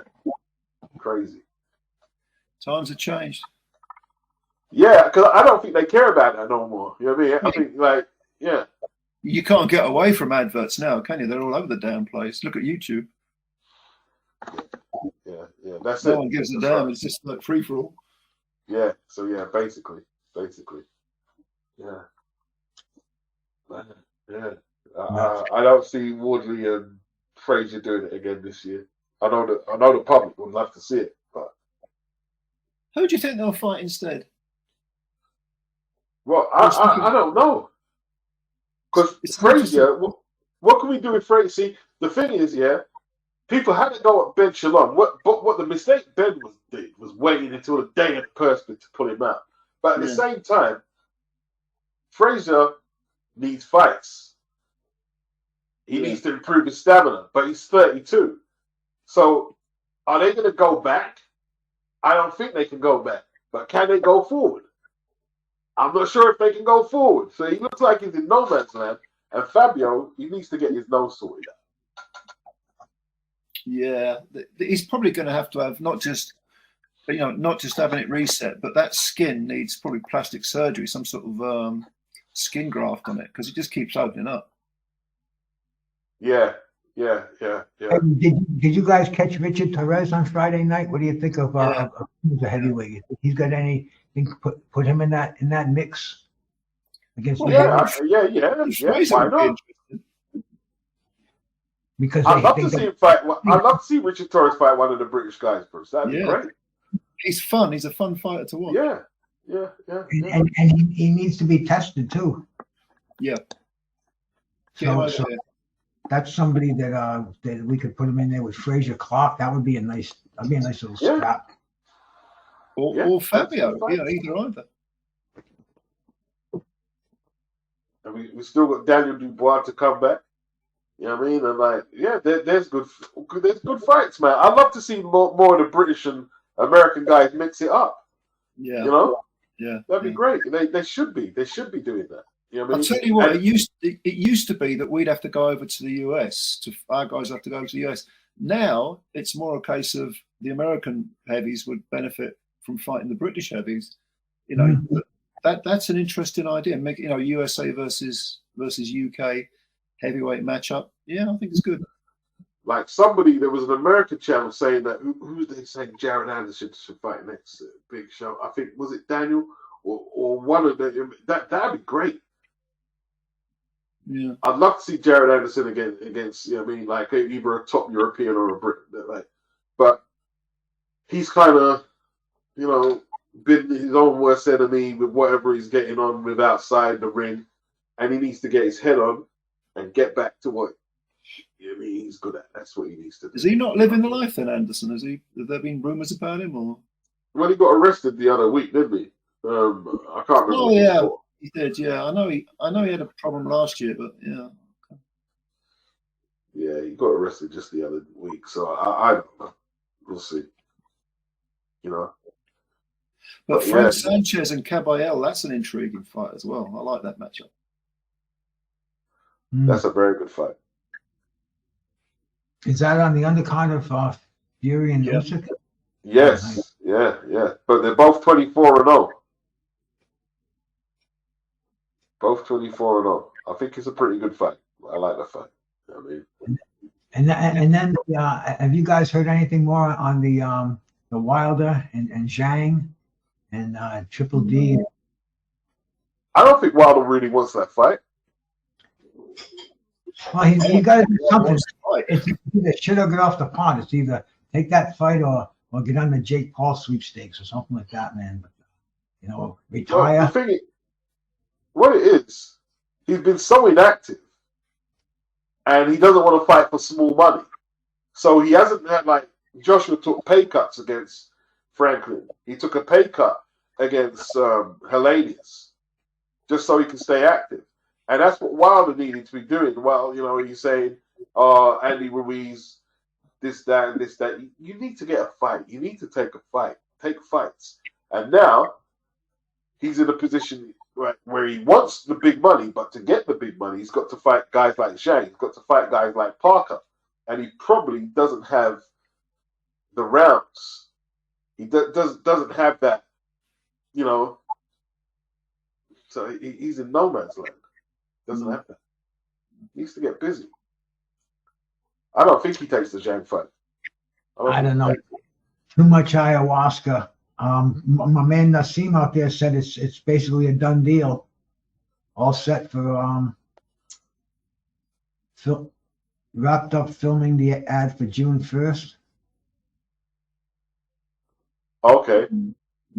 Wilder Zhang and Triple D Higovic is basically done. They've just wrapped up filming the ad for June the 1st. Hamza Shiraz and Dubois were in Bulgaria recently filming. Announcement April the 15th. Okay. All right. Well, that's good. You know what I mean? That's a good fight. Yes. I think this one here, I don't think Wilder can be looking for an early KO. I think he's got to get Zhang late. You've got to be strategic in this one. You've got to be strategic. You know, I don't think Wilder has anything except an early KO. I really don't.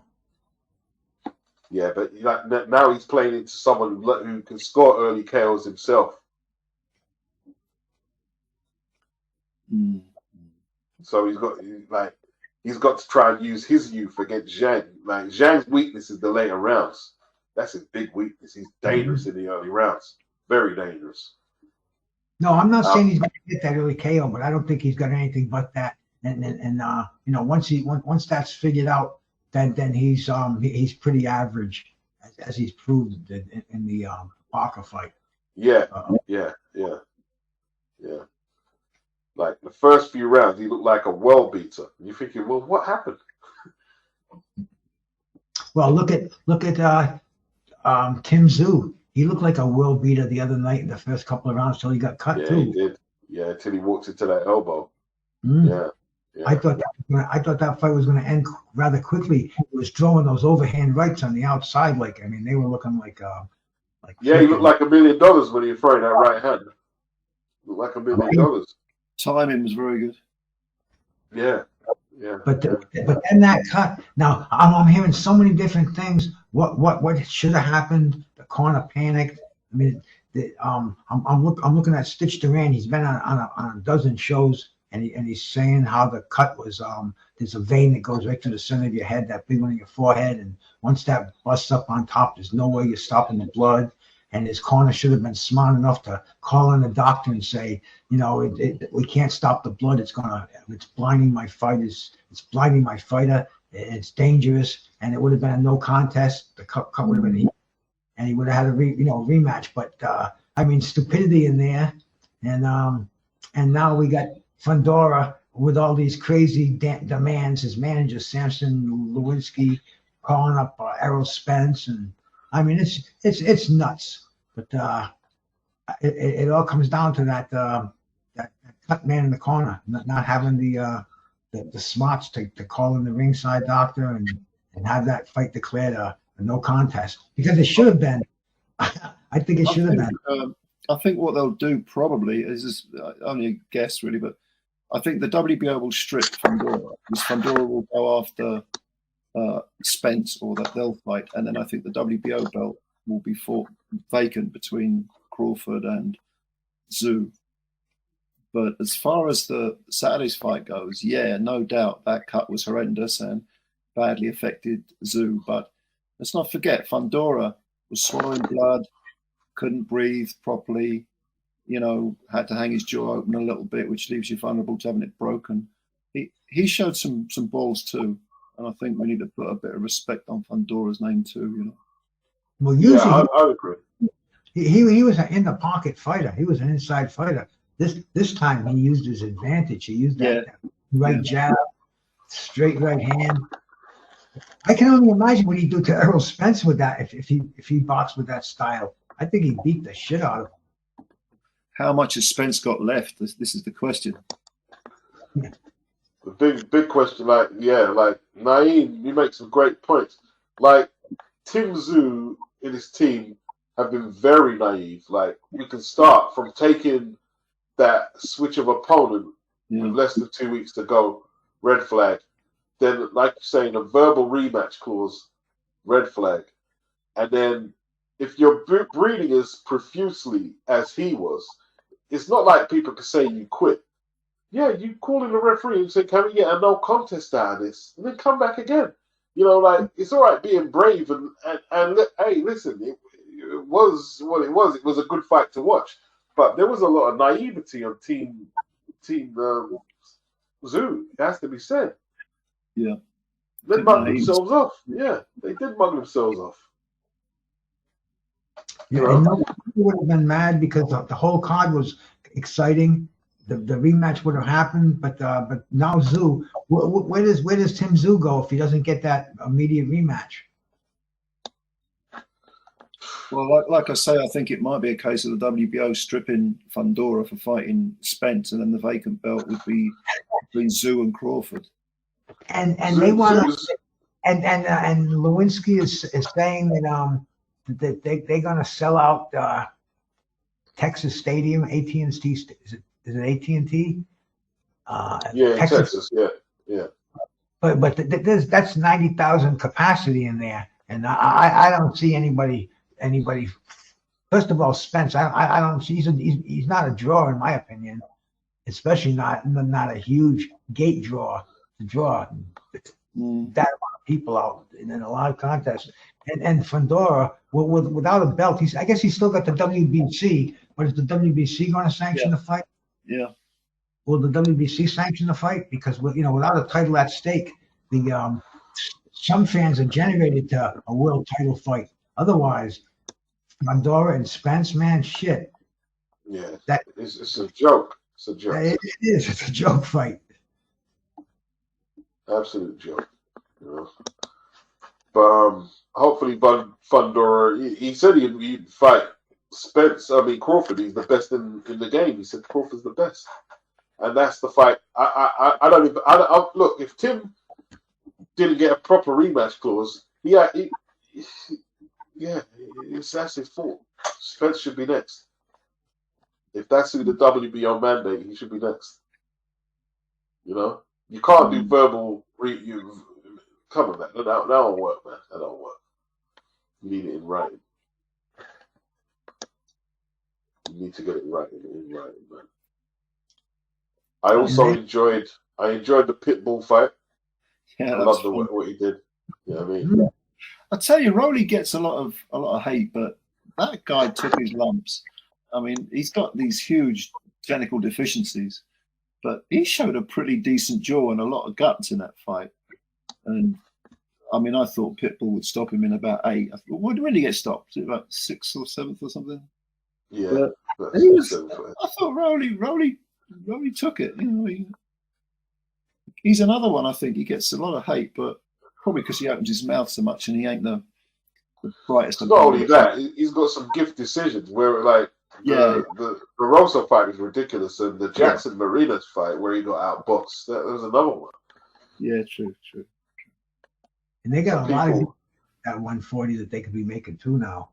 I mean, Pitbull's got a real entertaining style.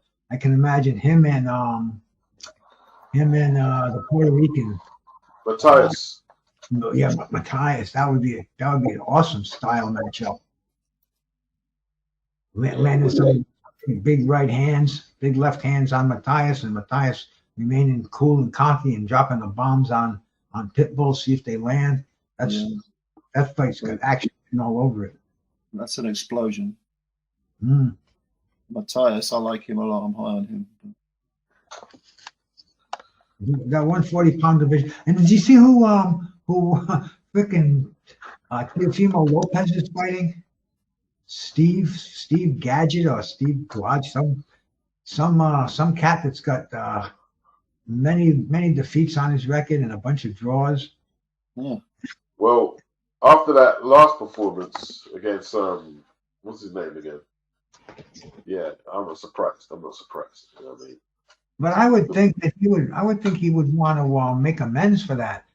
Yeah. Lopez fights hot and cold, and man, and that division is so talented, so rich. He could get somebody. I think it's Steve Logic. Let me find his name if I can in here. Yeah, he definitely, Teofimo definitely lost to Jermaine Ortiz. I don't want to hear people say it was boring. That's got nothing to do with the scoring of that fight. He was clearly outpointed, outmaneuvered and outpointed. You know? What did you think of the Vito O'Reilly fight at the weekend? Because I thought it was a really dull fight. Effective, you might say, but I was disappointed. Well, you know, he's got to decide what he's doing in there, because like promoters can't build the brand of that kind of performance. It was competent. Yeah, there's not much they can do with that. And in saying that, though, when he did stand his ground, which wasn't often, Lawal wouldn't do it. He wouldn't throw nothing back. He was just like, you know, he was either unable or he was frozen by the occasion. I don't know. I thought they were both disappointing. Yeah, I can't argue with that. Although Lawal is eliminated, and I guess Vidal, he can carry on and say, okay, I'll try and look good in the next one. Yeah, it's the old win now and look good later. Yeah. But if you look at what was it, the Kid Congo fight with the Albanian fella? You know, it was a similar tactics, but it was doing more. You know, it was more entertaining. There was more action going on. He boxed a sensible, smart fight. It wasn't the most exciting of fights, but at least he was doing something. He wasn't trying to pinch the rounds. He was trying to win them. You know. Who's that, Congo? Yeah, against. I thought Congo looked good. I actually thought Congo looked good. Yeah. What the hell is the Albanian guy's name? Marku. Marku, yeah. Florian Marku. Yeah.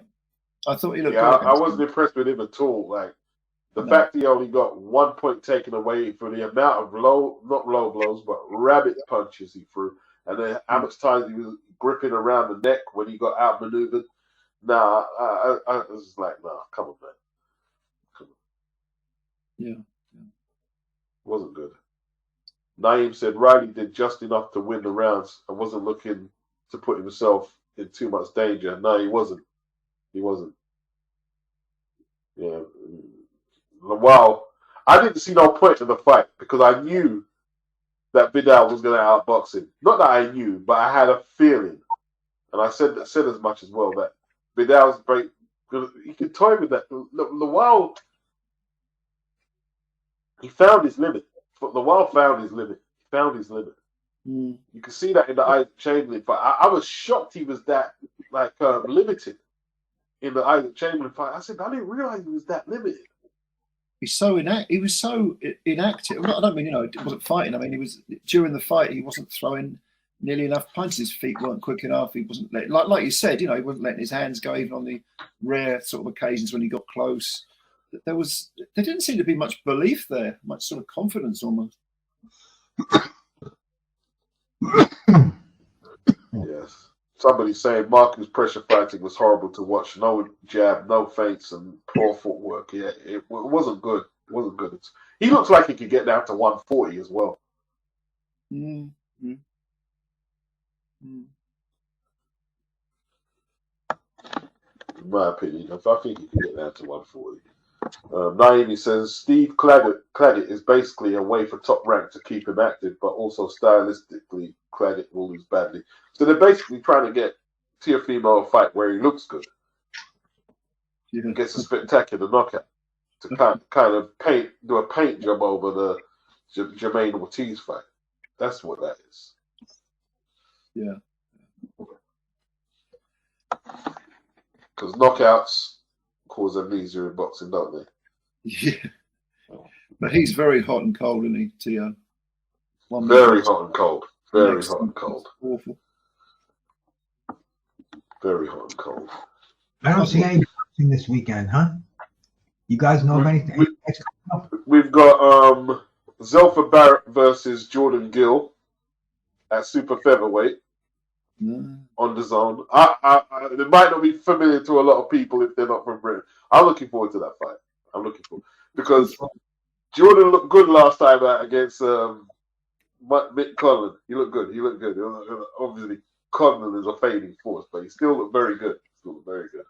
And so that'll be Saturday afternoon for me. And yeah. So I guess it's going to be WrestleMania this weekend, bro, because that's I can see this is WrestleMania weekend, man. Okay, Naeem is saying Self Barrett is next weekend. This weekend is Richardson Hitchens versus Lemos. Thank you, Naeem. Okay. We've got Richardson Hitchens versus Lemos. That's on the zone as well. I'm looking forward to that. Plus Pacheco versus McCallman. I don't know much about McCallman, but I know Pacheco. I'm definitely going to try and get sleep in the evening. So I'm fresh for that one. 4 5 a.m. on the zone. Yeah, definitely. That one. I'm looking forward Diego Pacheco. Yeah, I love Pacheco. Yeah, but I'm more Richardson is fighting for that is it IBF? What title is it? Is it vacant? I can't remember what title he is. I don't know. It was vacant. He's fighting Lemos, the Argentinian. He's very aggressive. Very aggressive. Takes chances. He beat up Lee Selby, I saw. But I know the guy, yeah. Yeah, I know. He's the only person to stop Lee Selby, wasn't he? And Selby quit afterwards. Oh, it's an eliminator? I thought it was for the title. I thought it was for the vacant title. What let me look at the rankings so I can get my bearings. I'm getting everything wrong. Let's look at the rankings so I know what's going on. All right, so IPF. Oh, right, it's an eliminator. Because a lot of people turn down the Olympic. Because I'm looking here, and Lemos isn't even ranked. He's not even ranked. And that's because a lot of people, like Jack Catterall could have fought Richardson. I don't know. Regis is probably. Oh, no, he is ranked. He's ranked number 7, actually. I tell a lie. Liam Paro is obviously he's taking on Sabrel. Good luck with that. Yeah, good luck with that. I think he'll do okay, you know. He's going to do okay. He's going to do okay. I like Pyro, but I just think Mateus, you got to be a bit special to beat him. I think he's a rank underdog, Pyro, but I do like him. He'll do okay, man. He'll do all right. He'll do all right. He'll do all right. It might be one of those, gets beaten, but his stock goes up. I think it's a tough fight. I think it'll be a very tough fight. I think it'll be a very tough fight. That's what we want to see. I hope so. Yeah. Yeah, the winner fights Matthias, like you say, Naeem. Yes. Hey, but listen, Richardson should win that with something to spare, because I see Selby tagging that guy. He was tagging him. And with full-blooded shots. Listen, he's got a good chin, though, and he's very aggressive. And ambitious. You know what I mean? So, that'd be a huge shock. If Richardson don't pull that one off, that'd be a huge shock. Huge shock. You know what I mean? Oh, so Zelfa Barrett is next weekend. Okay. It's next weekend. It's all good. All right. All right, man. It's been a great show anyway. So, Richardson, you got any last topics? Sorry.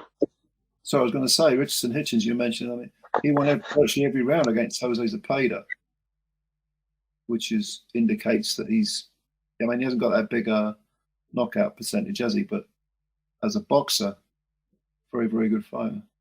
Yeah, he's a good boxer, but now that win is kind of been put in the shade after what Dalton Smith did to Zepeda. Yeah. He would say, "Oh, I softened him up for you." That. Yeah, of course he would say that. Yeah. Yeah. He might be right. Perhaps. Oh, a verbal rematch clause, if it has witnesses, can be legally enforced. No, I don't know, Guzzy. Better to have it in writing. That's all I know. I've seen him on about 3 shows since the fight, and he has a different. He's speaking differently in every show. One show it's an immediate rematch for Tszyu. Next show it's the money for Fundora with a sellout stadium in Texas with Spence, and then it's the best in the business. He wants to fight Bud Crawford for legacy, and I mean I have no idea what fight's going to happen next. It's crazy, man. It's crazy that Spence is even being mentioned. Like, surely, after that defeat there, surely you get this guy a fight where we could see where he is at. You don't put in big money fights like that, in stadium fights after that performance. Who does that? The last thing I heard about Spence is that he was having a cataract operation. So that's where he was at. Oh, man. It's crazy. Mm-hmm. Crazy.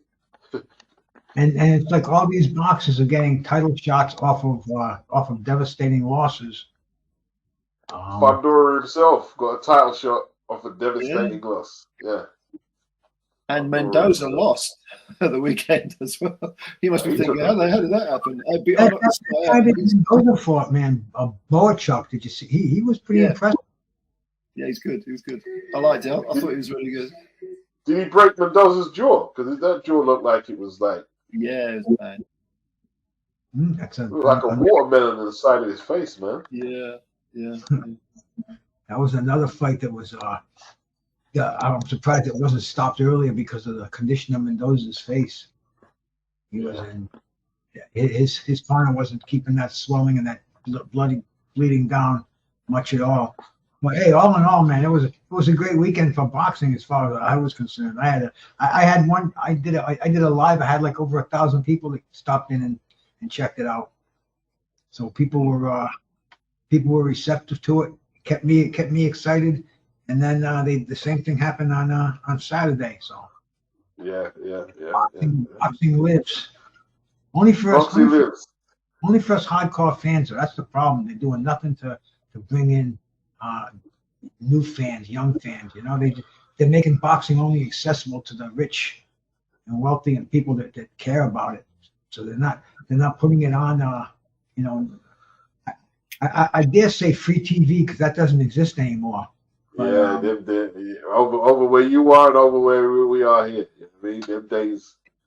I think like Channel 5 probably put on maybe 4 cards a year. Yeah, if lucky. But have you seen that is it GBM, which Adam Smith has joined? That they show cards on YouTube, which are sort of small hall cards, but they can be quite entertaining. You get some good area fights and English title fights on there. Have they got ambitions to try and challenge or anything? I don't know. If they've got Adam Smith there, I would assume they have. Yeah, I've got my theory is that Shalom is out next year when the contract expires, and with Adam Smith on board, GBM are going to try to get a slice of the skyboxing pie, you know. Well, Mick Hennessy might have something to say about that, though. Oh yeah, I like Mick Hennessy's show. Because he's kind of partnering up with Ben Shalom right now. He's kind of bolstering up Ben's cards with some of his fighters. Although I think Savannah, I think Huey Fury's with GBM, you know. I'm sure. Yeah, I think so. Yeah. Huey Fury's with G. I don't know if Savannah Marshall is. She's fighting MMA now. I think that's really strange. What's happened to her? Because she was undisputed champ at super middle, and then she decides, nah, I'm going to go down the MMA route. Seems weird. There's a few of the female boxers who are successful at boxing. They moonlight with MMA. You haven't seen none of the male boxers doing that. I guess it's a financial thing as well. No, it must be. If the PFL are going to pay them a check, then they say, well, screw boxing. Toby Bartlett said, I think Stitch Duran said it wasn't a broken jaw or cheekbone. It was just swelling and blood. Looked pretty serious, Toby. It looks like a serious injury, man.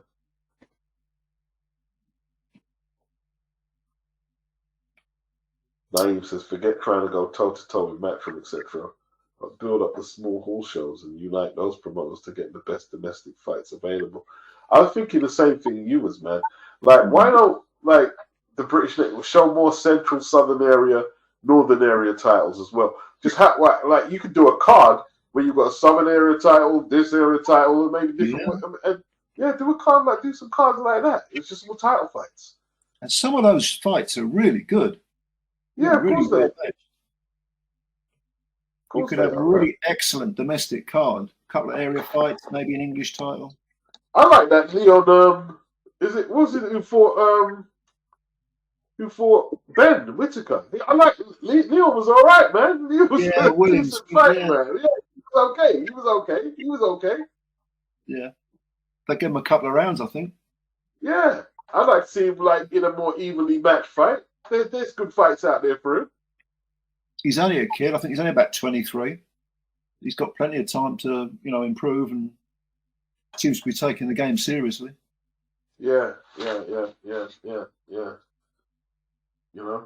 no need to have weak cards. You can match up people for Central Area English titles in America, USBA. You bring the NABF back, and there's no need. There's no need at all.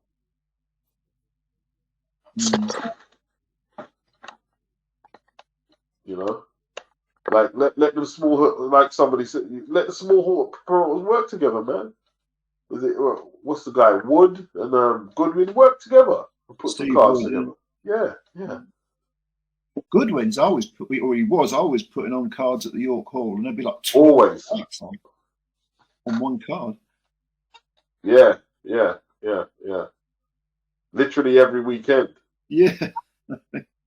Literally every weekend, Goodwin would have a card on. You know what I mean? They don't do the World Series of boxing at the York Hall no more, though. No, I haven't been there. I haven't been there for a little while myself. Can't remember when the last time I've been there. Well, the whole lockdown COVID thing put the mockers on it for a while. So yeah, it did. It did. To be honest, it did. And it took a little while to recover when they opened the doors again. Naeem says commentating boxing doesn't go too well. Yeah, I'd agree with that. He doesn't like Errol Spence. Like I don't know, I don't get it. And he himself, man, like the arrogance to get beaten like that and to say, "Oh, I'm gonna go sell out stadium and fight Sebastian Fundora." Like, take a back seat, Errol, and calm it down. Ego must be like, come on, man. That's crazy. What happened to the rematch clause that Errol Spence and Crawford had? We don't hear much about that anymore. I mean, obviously it's expired, but Deontay Wilder and Tyson, I mean, they dragged that rematch clause out for a year. Yeah. Well, basically, it ran out in February, didn't it? And like before that, Spence said he was going to get that cataract surgery. Definitely, it was all over by then when he did that. You know what I mean? And now he's trying to jump the queue. It's just crazy. And between February and now, all of a sudden, Spence decides he's invincible and he wants to take on Fundora. That makes no sense. It's PBC, though, isn't it? That was like their first Amazon card. I'm listening to somebody today to say a PBCC is the savior of boxing. And I'm just fucking laughing as I'm watching it and laughing to myself. I'm saying, damn, can somebody really mean that? And they weren't trolling. They were sincere with that. They actually believed that. Don't believe the hype. Don't believe the hype. 100%. Yeah, man. No, they did put a decent card on last week, so. Oh yeah, it was a decent card. It's definitely I'm gonna go watch Lara, man. I mean, and try and catch up with that book a bit. Actually, that's one of it. But yo, fellas, it's been a really good, man. Appreciate it, Joe. Appreciate it, Bruce. Appreciate it. Want to hit the like? If you hit the like on your way out, that'd be good. You know what I mean? Yes, sir. Yes, sir. Hey, do me a favor, man. I need 1 more hour to get monetized. Sub to my channel and just watch one of my videos for 1 hour, and I'll be monetized. Yeah. Sub to Bruce. Sub to Joe Stunner. Yeah. How much more subs do you need, Bruce? No, I got the subs. I just need 1 hour of watch time. I've got 3,999 hours. I thought you needed subs. It's subs, isn't it? No, I got this. I got 1,800 subs. I got enough subs to be monetized. It's the watch hours. You have to get a combination of 4,000 watch hours and 1,000 subs. And so I'm over the sub count. But I didn't know that. One hour, and I'll be a millionaire. We saw that out for you, Bruce. We saw that. 1 hour and I'll be a millionaire. I'll be set for life. I'll have generational wealth. So please, help out a brother. If you guys ain't doing nothing, man, go listen to some Bruce, man. If you got time, I mean, get him over the hump, man. Yeah. Help fund my weed cause. Appreciate it. Hey, I used to be a drug worker. I shouldn't be doing this, but just because it's you, Bruce, we'll go there. So good, man. So good. Good thing we're all anonymous on here. I never tell anybody my I'll see you guys later. Peace. Help Bruce's weed fund, man. Help Bruce's weed fund. All right, peace. Catch you later. Yeah, man.